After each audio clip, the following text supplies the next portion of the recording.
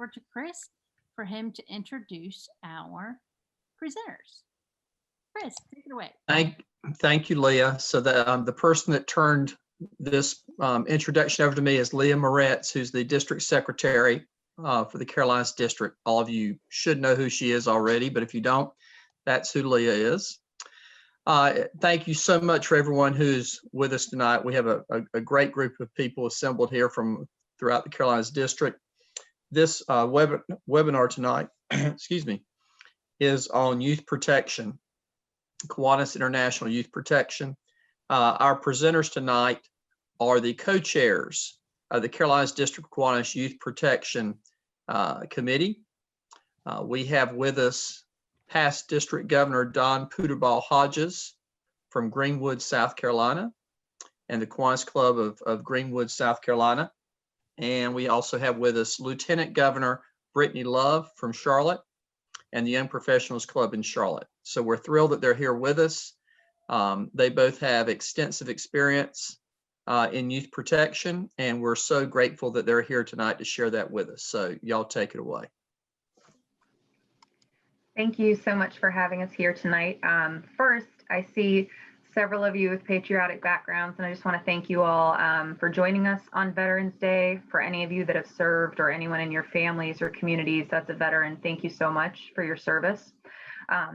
Dawn and I will be talking tonight about some of the newest updated changes that we've had with youth protection in Kiwanis International, which have been pretty drastic in the past year. We've gone to a new training model. We've updated our official guidelines for the first time in several years, minor changes, but things that are incredibly important for anyone who is a Kiwanis advisor for our SLP programs to know. Additionally, this is very similar to the training that you would have for your annual requirement for Kiwanis International within your club. So I've updated this with some of the statistics that we got most recently in September. So for my lieutenant governors that sat through this in August, we have some slightly new numbers to look over, but we have had some major changes in terms of policies of removing advisors from our rosters that haven't had their background checks on file. So there are some changes that we've had in the last couple months regarding our policies and procedures. So I'm just going to start sharing my screen, and then anyone on here, Leah, Dawn, if you all see anyone while I'm in sharing mode, I'm going to have that probably, I think that's going to overlap my whole screen, possibly. So if anyone has a question or wants to stop me at any time or when Dawn's speaking, please just feel free to burst in there when you need to with any questions that you might have. And I spoke with Leah, let me double check my phone. We're going to try to keep this right at 45 minutes to get folks out of here, as well as have enough time for questions at the end of the webinar. So let me go to my screen sharing here, hoping that is the correct one.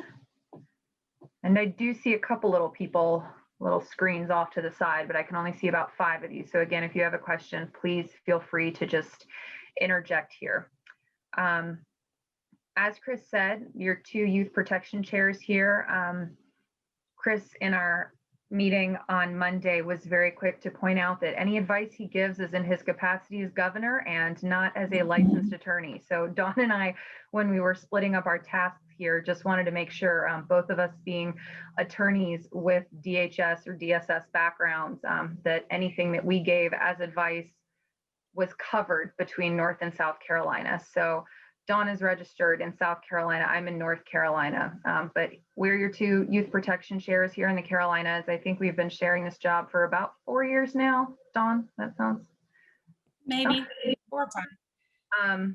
But honored to serve in this position and happy to move forward. So here's just a quick agenda of what we're going to go through. We've done our welcome and intros, why youth protection matters, youth protection guideline compliance, our ABCs, including new guidelines for virtual meetings, which is incredibly important. And I think one of the most important things that we'll probably be covering tonight.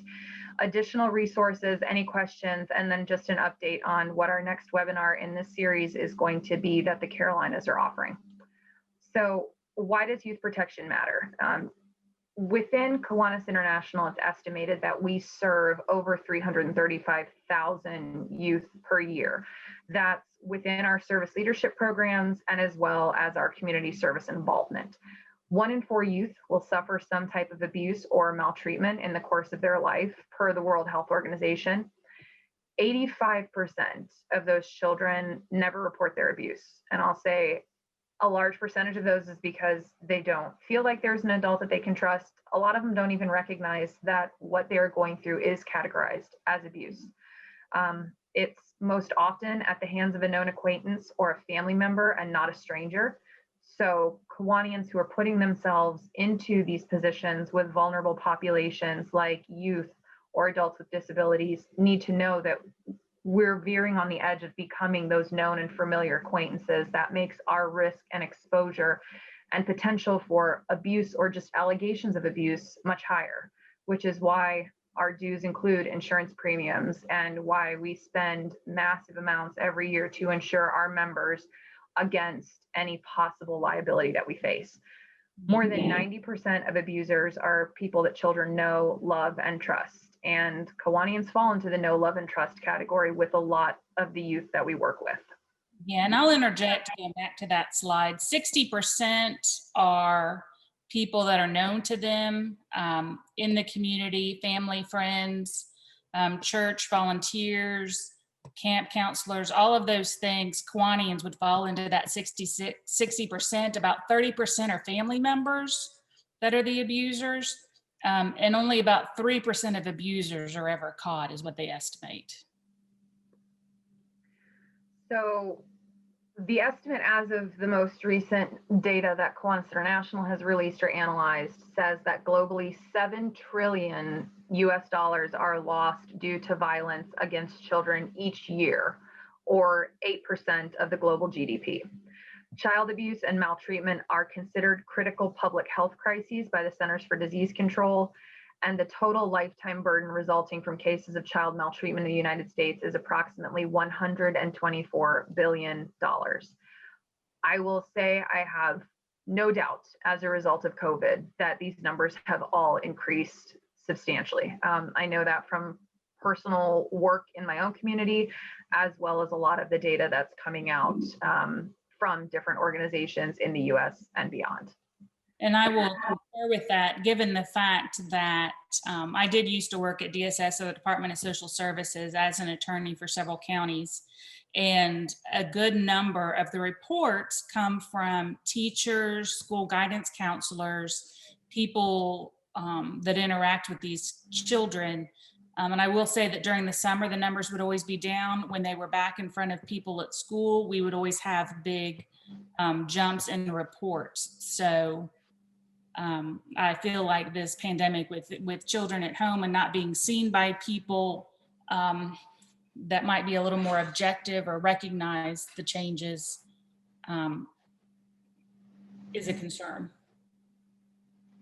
So one of the reasons that Kiwanis has stepped up their training in the past year is the fact that the suicide rates among youth and adolescents in our country, that suicide is the second leading cause of death in children and adolescents in the US, and the third leading cause of death in the 15 to 29 age group globally. Every year in the United States, approximately 1,100 college students between the ages of 18 and 24 commit suicide, and nearly 24,000 attempt it. These are, of course, students that we may be working with in our service leadership programs. And the training is designed to help us not only mitigate those situations, but to recognize them before they become issues. Children who may be abused at home or going through certain situations like bullying, children that have higher risk factors, children that we need to make sure we have on our radar. It's not necessarily protecting us from the liability at all times. A lot of times it is being that intermediary to help children that are at risk from external factors well beyond Kiwanis, and knowing what our role is in our capacity as mentors and role models for them.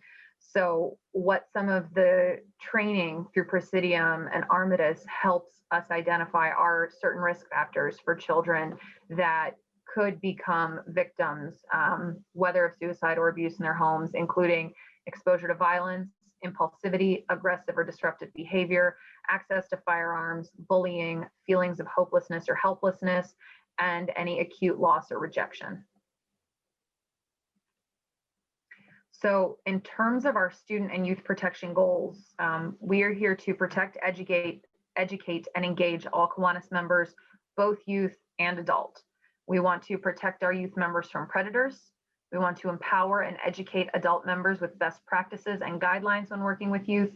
And we want to provide youth with positive skills and development tools designed to inspire and engage those future leaders to be their best. In terms of our compliance data, and I did not change the headline on that from June 2020, that should be September 2020. I apologize for that up in the header, but down in the chart below. As of September 1st, 2020, throughout Kiwanis International, these are just some statistics for us to take into consideration when we're talking about our possibility for exposure and who is appropriately trained to be working with youth. That we had 9,446 active SLPs. That does include all of our branches of service leadership programs, including Action Club. That of that number, 8,836 were sponsored by Kiwanis clubs. There are ways for different community organizations to sponsor service leadership programs, and some of them are. We had 7,174 Kiwanis International advisors on record.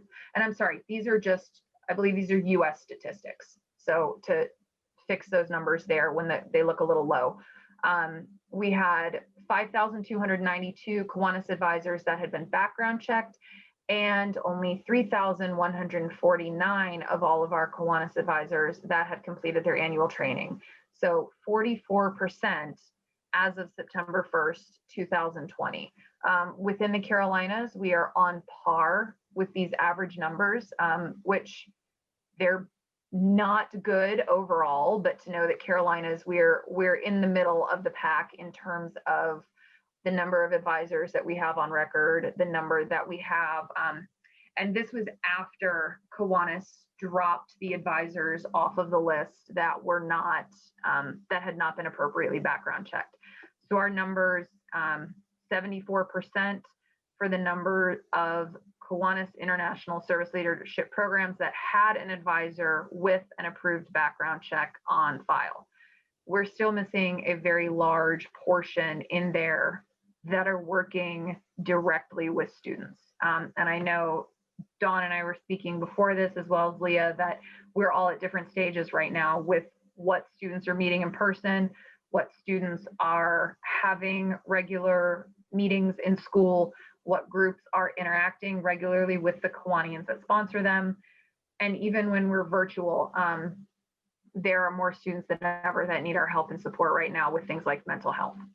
So that's where our numbers, September 2020, are falling right now. We're in flux because of the school situation. In terms of how accurate all of these numbers are, I can just say that that's what we had reported on September 1st, 2020. I don't know when all of the drop add periods are or what these numbers are going to look like with dues payments and things like that, but it shows that there is a staggering lack between advisors that ought to have gone through all of this training and had a background check and where we should actually be. And not to mention those background checks and that training can be done online. This is all stuff we can do when we're self-isolating, and that's not a problem. And just because our key clubs or builders clubs may be meeting online, it doesn't mean there's not the chance for abuse because of cyberbullying and a lot of the electronic stuff that goes on. So I don't want anybody to think that we're safe because we're not seeing kids face to face if we're not in those schools. So going through the youth protection ABCs, this is a newer initiative proposed by Kiwanis International, or ABCs.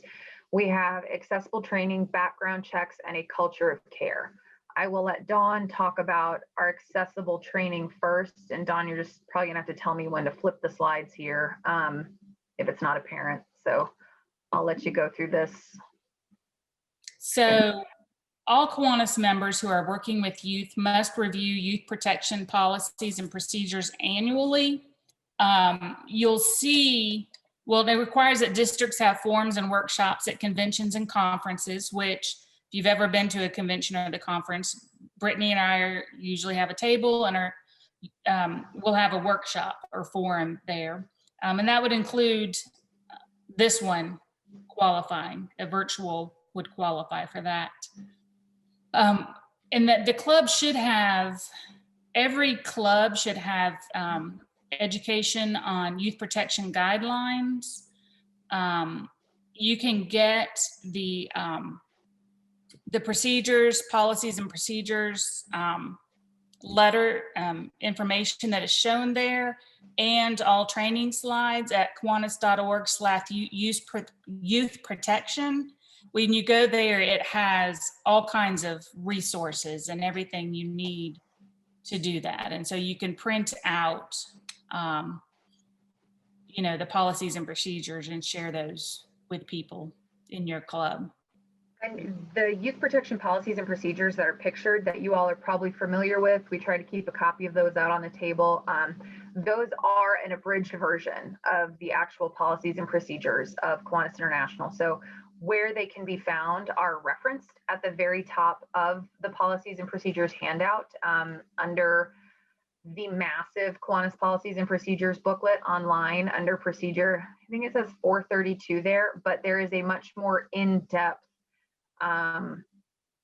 analysis of some of these rules, the justification for them, and how they may be applicable, other than just kind of this brief synopsis that we have here, which I will say, I did take some liberties taking out things that we would normally be talking about in a non-COVID year from this presentation, like some chaperone guidelines, overnight stays, and things that are not really relevant to the district right now. But if you all are going back to those in-person meetings or having events like that, Dawn and I are happy to interact with your club and provide a more in-depth training or analysis about what those specific rules are. But those are all very specifically covered in the training that Dawn will talk about in just a moment. Yeah, and on that form, there are hyperlinks. So when you have it open, it will take you to, when it talks about such and such policy, there's a hyperlink and it takes you right to it that you can look at. And like Brittany said, we'll be happy to do, if your club's meeting online, it's a great way to do an online youth protection guideline training for your club, is to reach out to us. And one of us should be able to accommodate that. So Presidium online training is something that started this past year. So there is an online youth protection training, and it is much more interactive and advanced than the training that they have had in the past. All SLP advisors are required to complete the advisor youth protection safety training modules. There are 7 modules. Once you complete them, they're good for 2 years. It tracks when you complete them. What you've completed, there's a place to print off certificate, and I'll show you all of that. But anybody who's even a chaperone to an SLP event, if you're going to be a chaperone at Key Leader when we have Key Leader, or you're helping chaperone at one of the conventions, then you need to have your members who are chaperones will need to have completed part of this. Some people will have received an email back in February that had your link to it if you were already an SLP advisor. Anybody though can go through the training, and we'll show you what it looks like. Brittany, is this where you want me to interject? That'd be great. So let me stop sharing on my screen and see if you can override here. Because this is so small, we wanted to be able to show you what it looked like. So this is my Armitage Presidium page. And so you'll see it has my name on it. They have been in business for a long time, I think over 25 years, and have done a lot of research and work with child abuse prevention and training. And so that's where these modules are coming from. You'll see courses that are in English, Spanish, or French. They'll have different courses that you may have to take. There's a lot of information in there. There's a quiz at the end of each one of them. Some will have snippets of videos that include sex offenders talking about what they looked for and what they did to kind of help the rest of us know who might be being targeted in sex abuse cases, cyberbullying. There's a lot of videos from kids too that have been abused, talking about how it happened, what happened, why they didn't speak out. So you'll see there's 7 of them. And anybody, even if you didn't get the request, you can go in and review these. And I would encourage it. You can spend probably a day if you did all of them all at one time. You don't have to, you can stop and go back and look at it. But so Meet Sam, it happened to me. So Meet Sam is from the offender viewpoint. It happened to me, the victim. Abuse risk management for volunteers. Your duty to report mandated reporter. And in this one, they actually have links to your state that you live in, so you can get the information for your state. So they have them as personalized as they can make it. So social media safety. So this one I think is a good one, particularly if you're an advisor to a club that is not meeting in person right now, and you're thinking that you don't have anything to worry about because you're not face to face with the kids, that bullying may not be a problem. But it talks about how social media is used between kids and between adults and children. Preventing sexual activity between adolescents. It talks a lot about the spaces and really evaluating the space that you're using once you're aware of it, what you do, who you report to.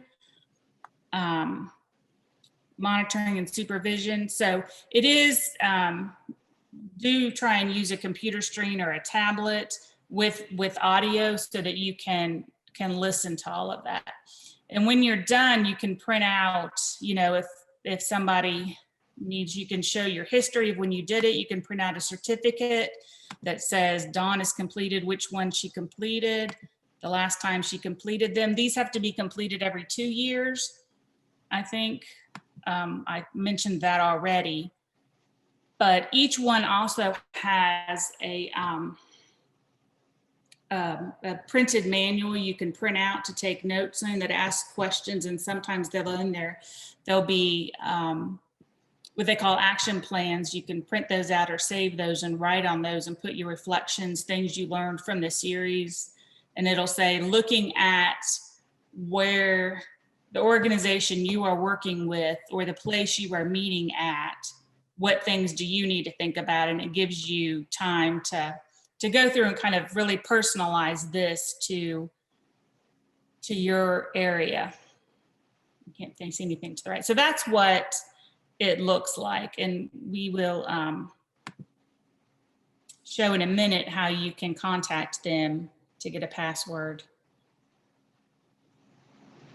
So we do recommend that anyone working with children from your Kiwanis Club goes through this training. They may or may not meet the prerequisite for requiring a background check, which we'll discuss in a minute. But I would strongly recommend that any member create a Presidium account, which we'll show you how to do in just a moment, and go through these trainings. Because if you are a Kiwanian, if you are working with children in any capacity, these are things that we need to know in 2020, that we need to be on the lookout for, that we need to be aware of is happening to children, and how we can help as intermediaries in some of these situations that children may not be comfortable coming forward or may not even realize that they're in an abusive situation.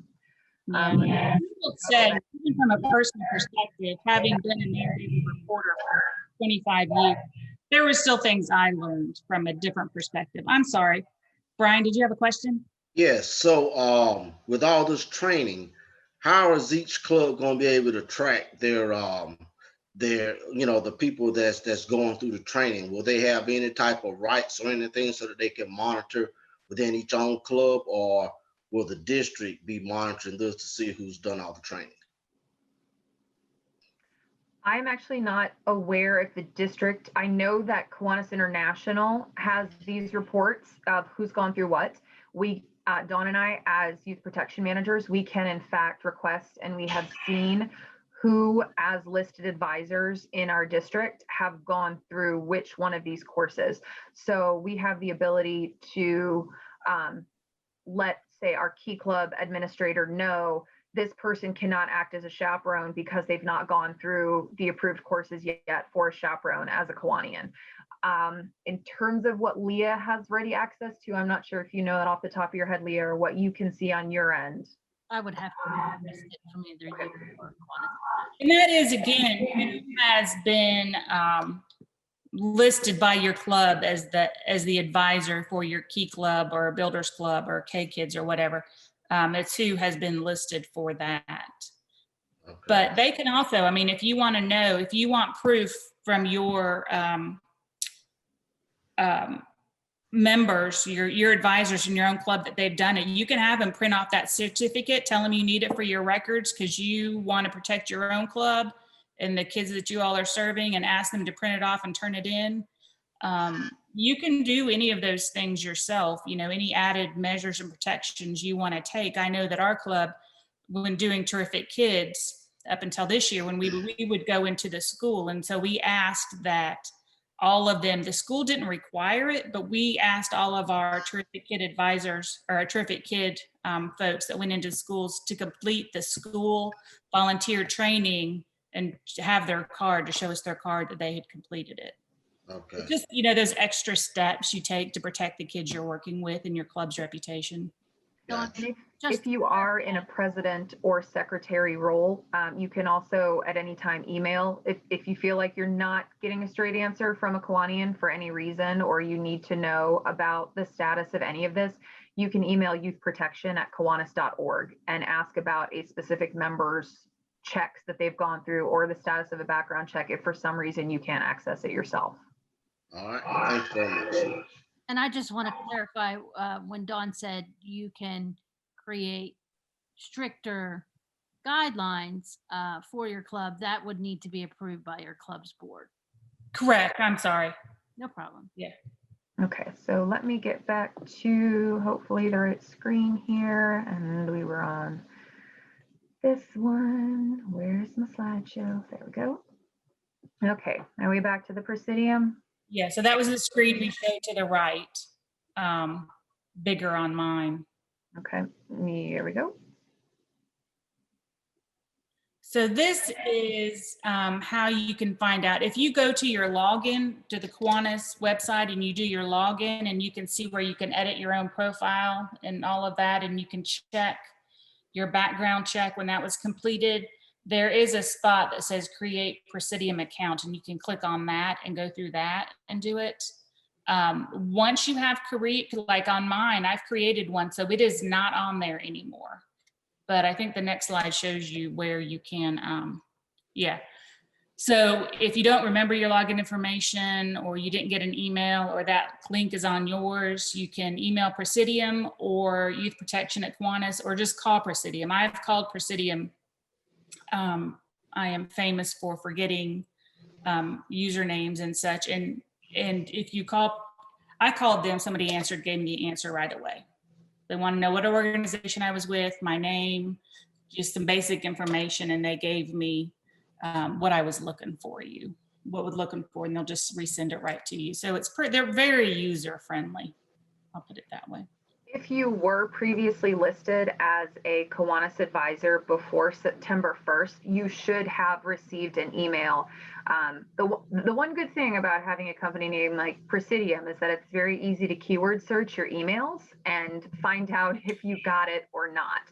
So if you didn't get that, I know I've spoken with some lieutenant governors that are listed faculty advisors or Kiwanis advisors with a background check that could not find a Presidium email. you just reach out to them and they're wonderful about getting the information to you and helping you with that process. Yeah, they want to go through the training. So. We can zip through these, Dawn, because I don't think we're too worried about chaperones right now. Yeah, chaperones for any purpose must be at least 21 years of age or older. So we've talked about, like in the past, using CKI students, Circle K students to help as chaperones at, for instance, Key Leader, but they had to be 21 years of age or older.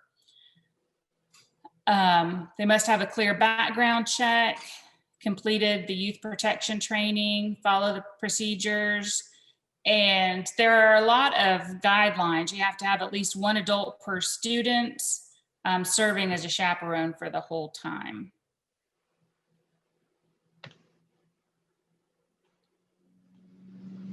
I don't know how many overnight events we're having right now, but for each up to 10 males, you have to have one adult male chaperone, and for each up to 10 females, one adult female chaperone.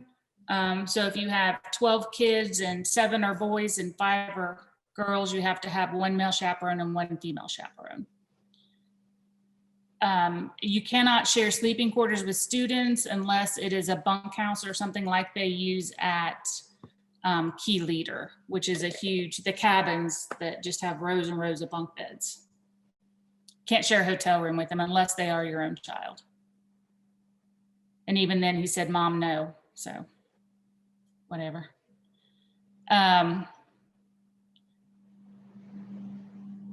So if you observe something, the reporting guidelines that if you observe something troubling or become aware of a situation that's illegal or potentially unsafe, you must, means you have to immediately contact the appropriate personnel on site. There will always be somebody in charge, provide notification to law enforcement personnel as appropriate. And after the event, if you become aware after the event, you have to go back and let the leaders of the event know, provide notification to law enforcement if that's appropriate, and follow any laws regarding reporting. If you're a mandated reporter or any of those things, you have to follow those things. And even if it's after the event, the key is we want to know where our vulnerabilities are. It makes us go back and look at the event and how could we have kept children safer. So social media, this is such a big one. Now a lot of clubs have Facebook pages, a lot of Kiwanis have Facebook pages, Instagram pages. I'm sure there's all other kinds of things that I don't know about. But your best bet is to always contact through a club page and don't contact individual youth member accounts. What we will say is if you are contacting, even emailing one of your students from your Key Club, that you always CC the other advisor, club president, whoever it is, that there's always another person. It's not just one-on-one, that there's always another person in on it, on those emails. You don't follow, friend, or like, don't initiate. I don't, if one of the, I'm also a CKI assistant admin. If one of my college kids sends me a friend request, I'll consider accepting it. I don't friend them, just like I don't friend my employees. If they want to friend request me, they can, but I don't friend request them. It puts them in an awkward position if they don't want to accept it. Excessive liking and things like that, be very careful of that. Don't send individual messages to them through the message page on Facebook or something like that. Again, it's that thing, you always have somebody else in on any messages that you see to protect yourself and to protect the youth that we work at. Don't post the pictures of the youth on your personal page. that can be hard because you get to know these kids really well. The exception is if it's somebody you knew before you became the advisor. For instance, I'm also the advisor to my son's Key Club, and a couple of the kids in there I've known long before they were in high school and were in Key Club. So those were already in existence, and I knew them as family friends and my son's friends, not in that manner. Leave those to your club page. If you want to celebrate something that your club is sponsoring, which by all means you should, do it on your club page, not your personal page. Follow the rule of 3, which means, go ahead. You may have a different legal opinion on this. I know my personal opinion and professional opinion differs from KI, but I don't think clubs should ever post pictures of children without explicit waivers that they've gotten from parents. I know some clubs feel differently about that, and I think KI's official position is as long as the children aren't identified. But I know, again, you and I have both worked with Child Protective Services, and sometimes there are situations when one parent or an adult should not even know that a child is attending a specific school because that kind of narrows down where they might be living. So I don't know about your opinion on that. I always tell clubs that I don't think they should ever post pictures of children, but if they have a waiver, go for it. I will say that a lot of clubs do that is if somebody has tagged the Kiwanis Club in it. For instance, Terrific Kids, Right. A lot of parents will post pictures of their kids holding their certificate, and we ask them that if they want to tag our page or to share it to our page, or if the school has put it on their website, we'll share it from their Facebook page, we'll share it from somewhere else in that manner, where we know the releases have been had. Rule of 3 means you and a minor never go anywhere together alone unless it is your own minor. You always include preferably another adult in it. And that's the same that we were talking with the texts and emails and private messages. Always have somebody else. It's a group text or a group email to other people. So there's no question of what you said or what you did. Okay, do you want to do the online meeting? The new stuff? I don't know how many of you are meeting with students right now online, but in terms of Kiwanis International's newest policies, these were just added into the presentation in the last couple of months. We did not have these guidelines in June, but I would advise all of you, I've given Leah the information to share this as a PDF after this. I think you all should probably share this with all of your club advisors and let them know that these are kind of the standards that I hope don't need to be said. But as someone who has been on a Zoom call with someone else that has stood up and not been wearing pants, sometimes we have to remind people that there are certain etiquette standards even when we're meeting virtually. One thing that we strongly recommend is that all of your meetings are password protected, or that at the very least you have the waiting room feature so that everyone who's attempting to sign in has to be vetted by one point of contact before they're actually let into the meeting room.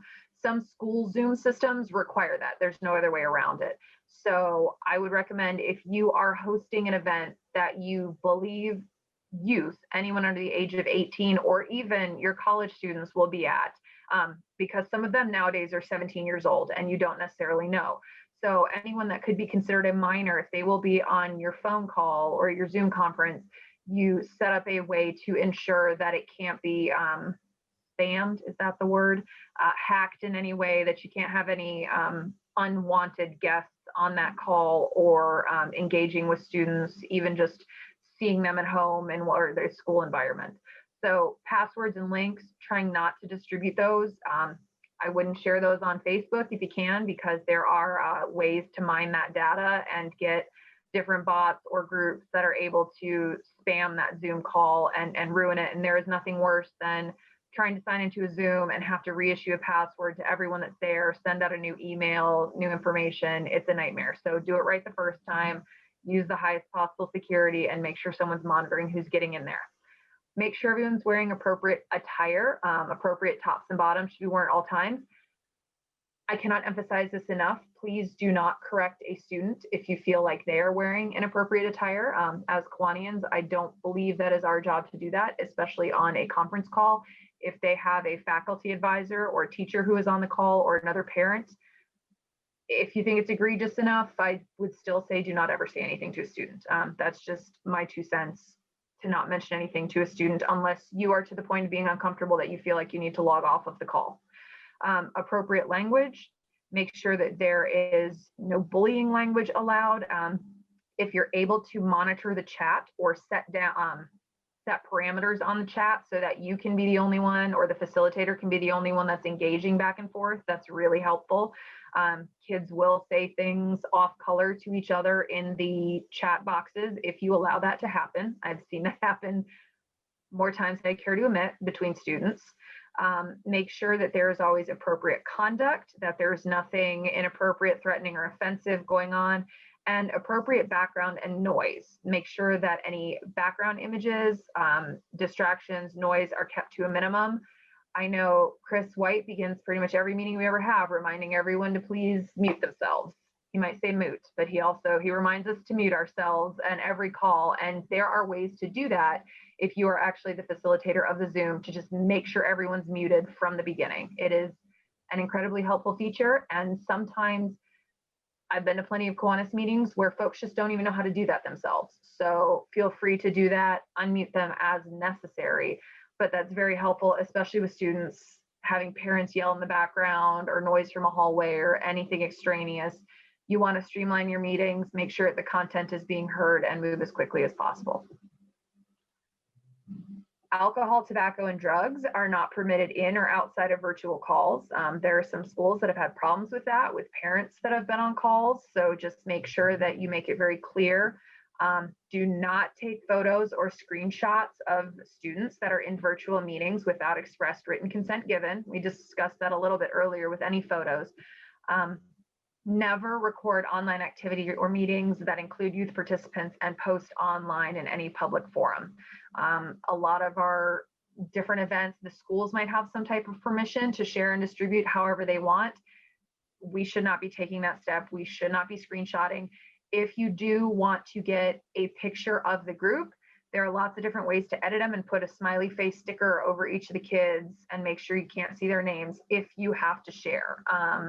Something like if the Key Club district governor was coming to speak to your club and you wanted to have a picture of him or her, them, put a little smiley face over their head. If you need help with any of those edits, I'm happy to do that and help you and your club with that. But please do not post pictures of students that didn't have any choice but to participate in a virtual Zoom conference and don't have any way to even know that their photo is being taken.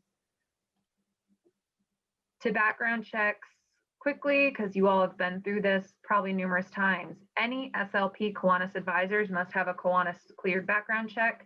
That is specifically Kiwanis cleared. That is not school cleared. That is not employer cleared. That is through a very specific vendor that we have listed at the bottom. Our background check vendor, that's what BGC is down there, is Safe Visitor or Safe Hiring Solutions. All chaperones in any single day off school premises, and I gotta double check that language is not clear. I'm sorry, I copied this from a KI presentation. A chaperone is an overnight chaperone. So in terms, Dawn, I'll double check that, but I believe Celia actually asked me a question about this earlier, and I came back and clarified that the newest policies do not require a single day. Your Kiwanis advisor still has to have the cleared background check, but a Kiwanian participating in an event for a single day with youth does not need to have the background check. However, having said that, that doesn't mean that it's not still a good idea. Right. But this says must, and I think that is actually a typo on this that I will double check and fix. Certainly overnight, but then any, it is a best practice. It is not a requirement. I will fix that slide. Background checks, compliance efforts. This is just what we mentioned briefly, that as of September 1st, any Kiwanis member who had been listed as an SLP advisor but did not have an approved background check on file as of September 1st was relieved of their responsibilities. So they were unlisted. The problem is that doesn't mean that they stop that practice within your club. It just means that now you have someone who thinks they're an advisor who hasn't had a background check, potentially regularly working with and interacting with students. So you have to check that and monitor that from a club level. If you go into your key club and see that they do, or Circle K or Action Club or Builders Club, K Kids, and see that there is not an advisor listed, that means whomever you had in that spot did not have an approved background check on file. That must get done. That was an action item actually deliberately approved and addressed by the Board of Trustees. So I just want to add, this is Leah.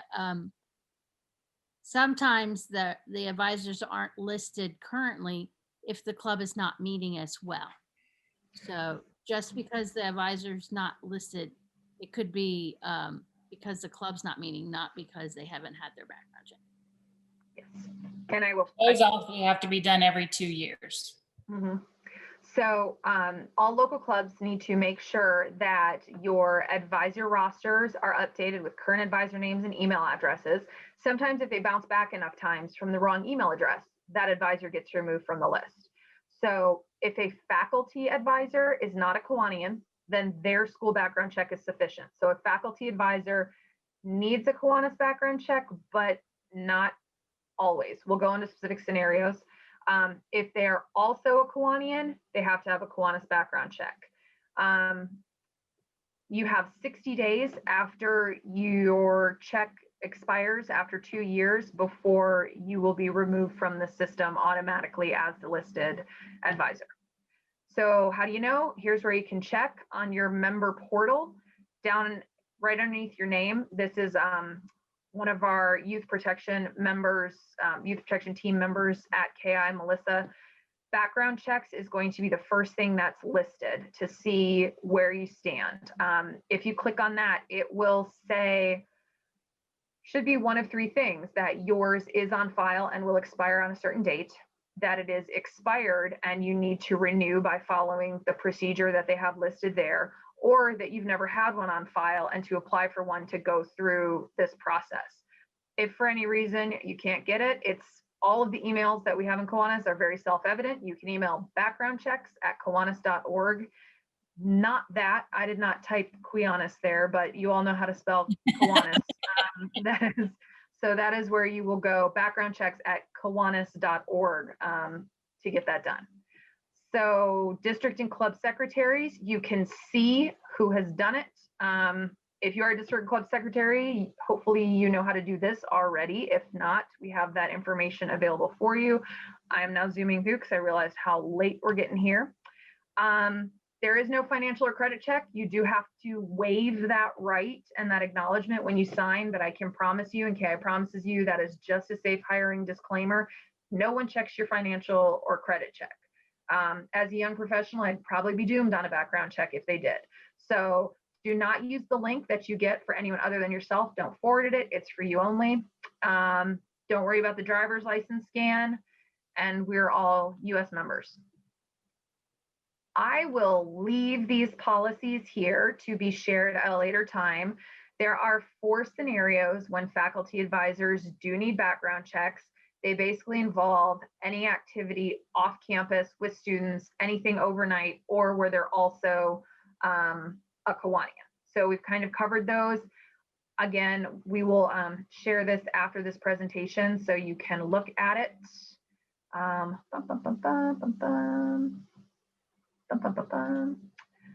And then culture of care. Thankfully, this is a very short process here. Online training and resources are meant to encourage positive youth and young adult development.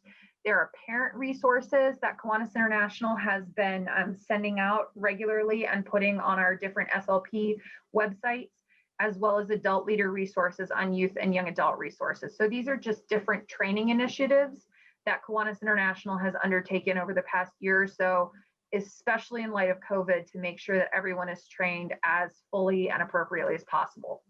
Here are a couple of different things that they've done. It will be in the presentation later if you want to look through it. They've addressed mental health in terms of having these regular lunch with a leader programs that our students are able to sign up for and listen to on, I believe, a monthly basis. They've had different guests, including a doctor with Anthem Psychiatry Department, who talked about different ways for kids to take care of themselves and their mental health during this. They've also had different Kiwanis leaders and different global leaders step in and run those for students, which they can find on the Key Club and the Circle K websites.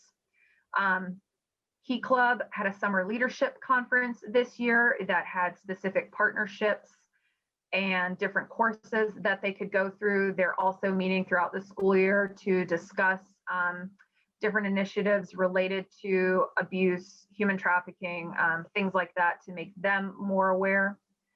And then the Summer Leadership Conference for Key Club International was one of the highest student registered workshops that they listed, over 500 attendees in terms of just different initiatives regarding abuse, mental health, social welfare for the students.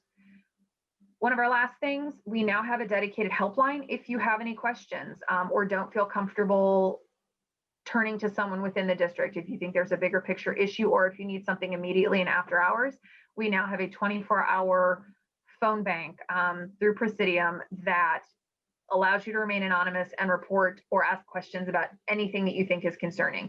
These people are fully trained in Kiwanis International's policies and procedures, all of the Presidium training. They know how we should respond, and if there are any questions, they know exactly who to escalate it to within a district or international level to get answers if you have concerns. Our students should know this number, our advisors should know this number, our parents that we work with should know this number.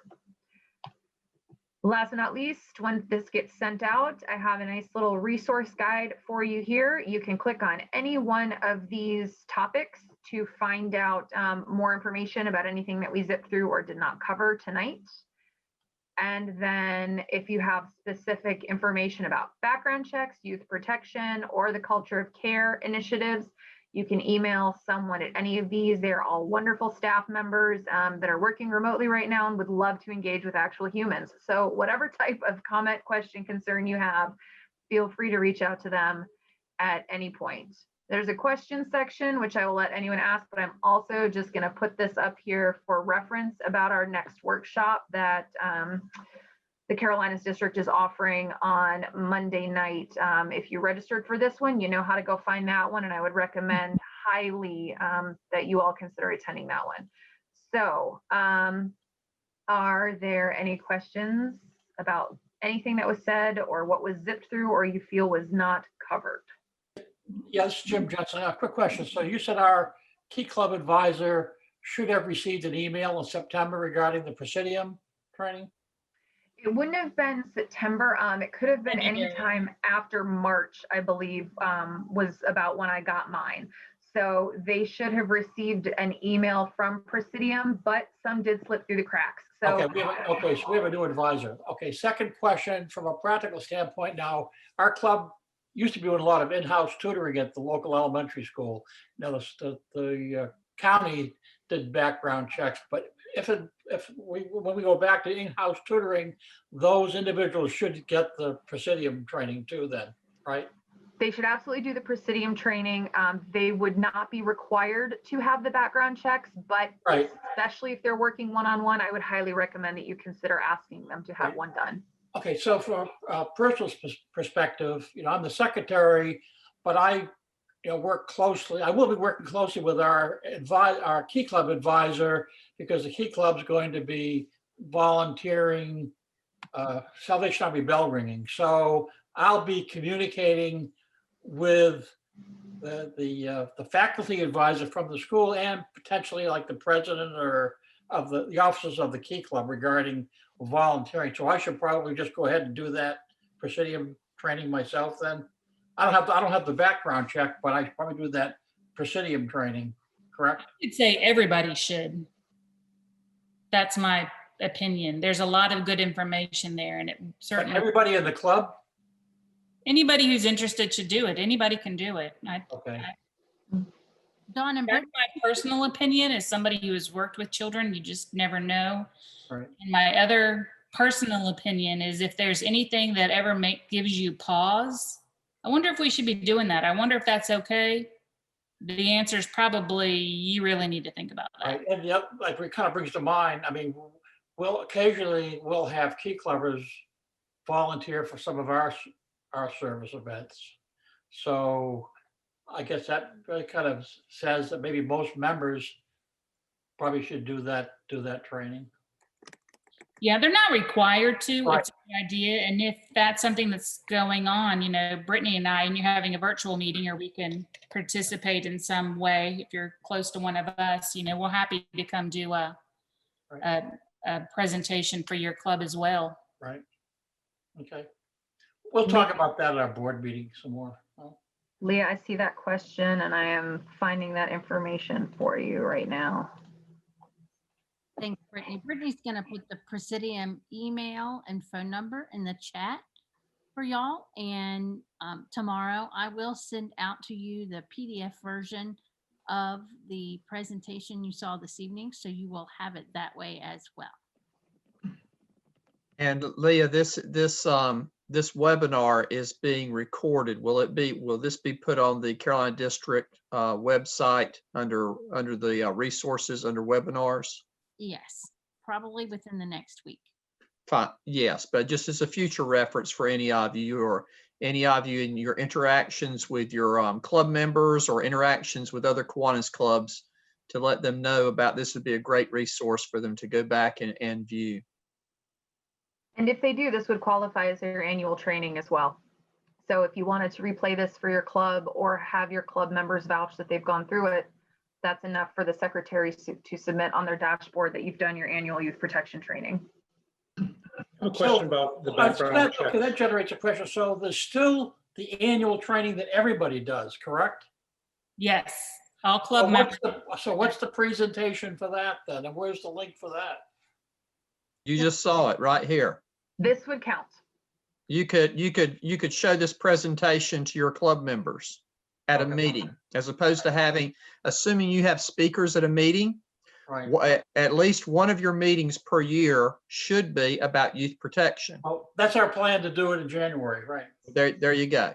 Right. And so, and you would encourage all the members of your club to attend, and those that couldn't attend, you could encourage them to go to the Carolinas District website, and under the link for resources, this webinar will be up there eventually, and they can watch the webinar themselves if they're not able to attend your meeting. Right. There are a couple other questions. I saw Brian and Steve, I think, had questions. So one at a time, please. I have a question about the background checks. If an advisor has a background check that's expiring, are they notified by Kiwanis International that it's now time to do another background check? Or are they on their own to do that? Yes. Theoretically, the answer is yes. As someone has expired without getting that notification, I'll say they should just always be aware of when it is about to expire and then try to get it done as quickly as possible.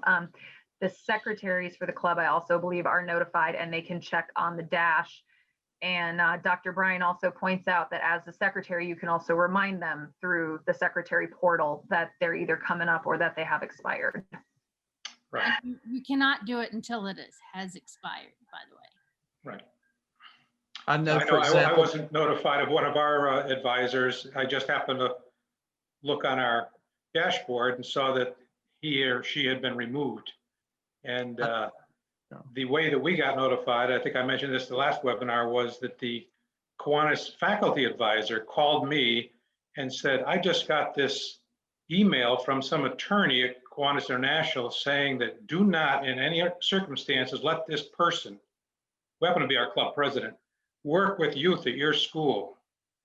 And it was kind of worded like that. So that's how we finally found out what the real reason was. So I think there needs to be a little better communication between Kiwanis International and the advisors, letting them know it's due, and to also notify the club secretaries. The same, I think, is true with the youth protection training. If the Kiwanis advisors are required to do that training, Are they sent something from Kiwanis International saying you must now have this training, or are they just on their own to go and do that? They were sent that 9 months ago in March, but they have not sent it again. Okay. And is there any kind of follow-up that they could check the database and say, these advisors, I'm sure there are many, who have not done the training, and to get back to them a second time so they'll do the training, or is that not something in the cards right now? If we can actually request that from Kiwanis International, and Dawn and I can personally follow up with that list of people. I know Leah has gone through pretty exhaustively that list, and I think Leah might have sent something out, or we had discussed sending something out. I'm not sure, Leah, about if those were only registered advisors that you contacted, but we can get a list of which clubs don't have listed advisors right now, or who. Well, we wouldn't know who's expired because they will have been removed, but we can let clubs know who we don't have a listed advisor for right now, because either there's never been a listed advisor, or because their background check has expired and they were removed on September 1st. Thank you.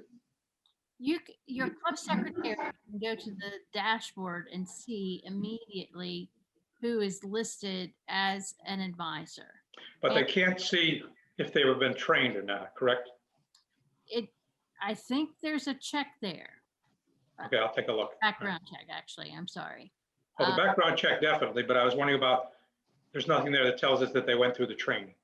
That's a good point. And Dawn and Brittany, if you could bring that up to Kiwanis International when you contact them, that the tech team needs to add that to the secretary dashboard. This is Jim Getz. I know that in the past where they had the link on the training for the youth protection guidelines, KI could not provide you a list of who had completed the training. You had to rely on the individual to send you the certificate. It's not an automatic feature right now. I know it is something that with this rolling out these new services they've discussed. I don't know whether or not they're going to implement that, but we do have ways to get a roster of everyone who has these trainings available on the Presidium dashboard, and exactly which ones they've gone through. So we should just go through Leah to get that information. I'm not sure who they will release that to. Dawn and I are privy to that as youth protection, the entire roster. But I do believe that if your club member for some reason won't provide those certificates directly to you, that you would be able to contact the youth protection folks, and they could tell you for a specific member or within your specific club. I can't guarantee that because I don't know their internal policies, but we could check on specific people for you, or you could contact KI directly and see if they will release that information to you. Brian, did you have a question? No, actually, Leah is she said she was gonna email out the presentations and everything. So I'm good. Very good. Are there any, it's 8:05. Are there any more questions for tonight? Yes. New 36. Unmute yourself, please. New 36, unmute yourself. The person asking a question.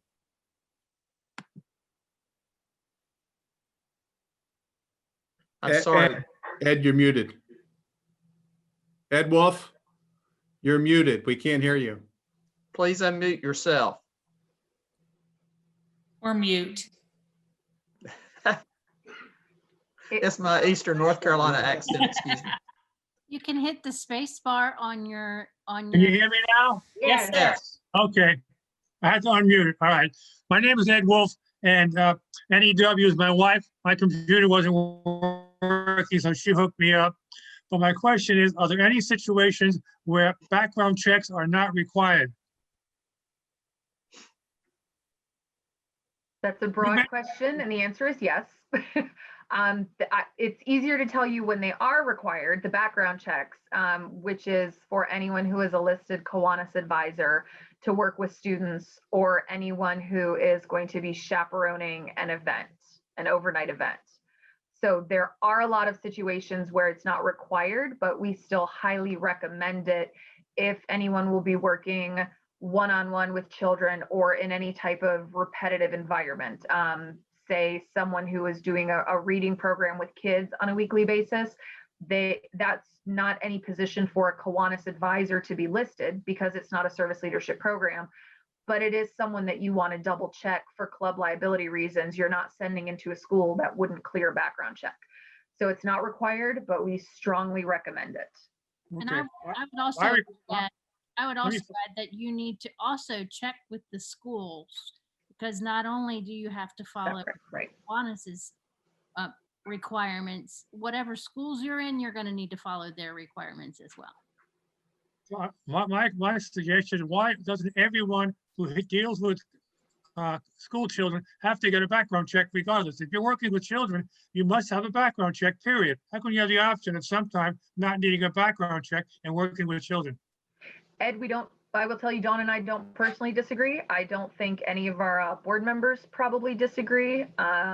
Any attorneys we have in our clubs probably don't disagree, but it's not a Kiwanis International policy at the time being. An individual club or even an entire district can make a more restrictive provision to require every member to have a background check, but we just haven't done it. For some reasons, it's cost prohibitive. For some reasons, it's because people have embarrassing things in their past that maybe might not get flagged as a reason they can't work with children, but it would stop them, like a driving while impaired or a trespassing or something that doesn't disqualify them to work with children, but it might stop them from wanting to be a member of Kiwanis if they know that someone could potentially have access to that information. So right now we don't do it. Certainly COVID put any discussion about having that done on a back burner, but it's been discussed for a while. And I will say probably the same attorney who emailed James or whomever that was, I'm guessing was David Kress at KI, and he is a big proponent of having everyone background checked for different reasons. And I don't know if we're moving in that direction anymore or not, but it has been discussed. And we don't disagree with you that if a club wants to implement that policy, certainly if you're going to help ease the $25 burden on your members, by all means, go for it. If you have a foundation or any funds like that, I do believe we've discussed that the $25 for that can come out of a foundation, depending on how your foundation is structured. Yeah, I can tell you, Beaufort County schools require background checks. If anybody working in the schools, they could care less about a Kiwanis background check. They want the county background check. Right, and you may have a different requirement for different entities Every that you county, work correct. with, like a YMCA or a school. I probably have 6 background checks floating around right now for the different school districts I work in. Any other? And my church requires a background check also. Yes, Don, what were you going to say? I'm sorry, I was going to say, I appreciate everybody's attendance and their questions. I think we've had, Tricky subject sometimes. we have had excellent questions tonight. I think for all of you that have attended, you have been presented with a robust amount of information. There is so much information on youth protection. It is a complex subject, but it is a necessary subject that we cover because our defining statement, our mission is to serve children and youth in their communities. And so it's something that is just critically important that Kiwanis International and our district convey to its members, and that our members are educated, so we can avoid liability pitfalls and make sure that children and youth are safe.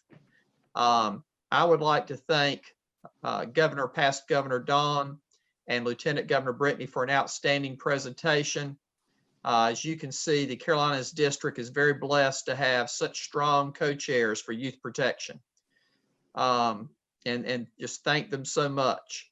I would like to just turn this back over to Leah, if she would just take it over and then close this meeting with any type of comments or anything that she would like to make.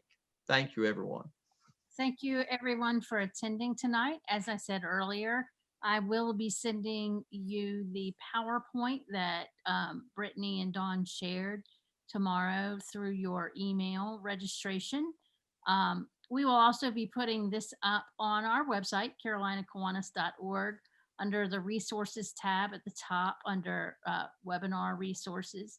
It will be listed right under our most recent video on how to hold a virtual membership drive. And with that, there will also be a button there to download the PowerPoint as well. So you could use this at a meeting to get your yearly training for youth protection done for all of your members. With that, I say adieu. Have a good evening. Everyone Thank have a you. great evening. Thanks Thank a you, lot. Don. Thank you, Brittany, so much. Y'all did a great job. Thank you. Good evening. Thank you. Thank you. Thank you. Good night.